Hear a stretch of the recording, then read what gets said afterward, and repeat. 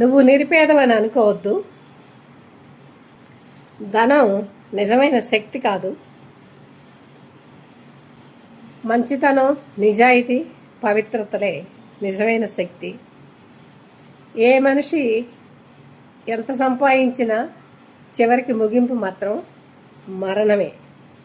చిన్నవాడు, పెద్దవాడు, సామాన్యుడు, అసామాన్యుడు అందరూ కూడా మరణంతోనే ముగింపు.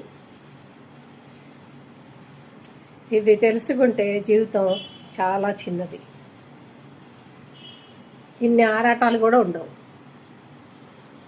ఇంత ప్రపంచంలో నేనెంత అనుకోవద్దు. సముద్రంలో నీటి బొట్టు, ఒక్కొక్క బొట్టు చేరితేనే సముద్రం. చూడండి, మన దగ్గర కూర్చునేటప్పుడు చిన్న చినుకులే, ఆ చినుకులన్నీ నదులుగా సాగి పోయి సముద్రంలో కలుస్తాయి. ఎంతటి సముద్రం ఏర్పడింది. పడేటప్పుడు ఒకటే చినుకు. నువ్వు ఒక్కడివేనని చెప్పేసి వెనకడుగు వేయకు. నీకున్న శక్తి నీకు ఉంటుంది. ప్రపంచంలో నువ్వు ఒకటిగా గుర్తింపబడు.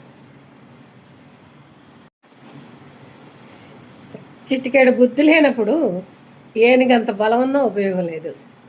అంటే యుక్తి చాలా అవసరం. శక్తి అన్నిసార్లు శక్తే సరిపోదు, యుక్తి కూడా కావాలి. యుక్తి ఉంటే శక్తి కావాలి, శక్తి ఉంటే యుక్తి కావాలి. శక్తి యుక్తులు రెండింటినీ బేరీజ్ వేసుకొని ముందడుగు వేయడమే జీవితం అంటే.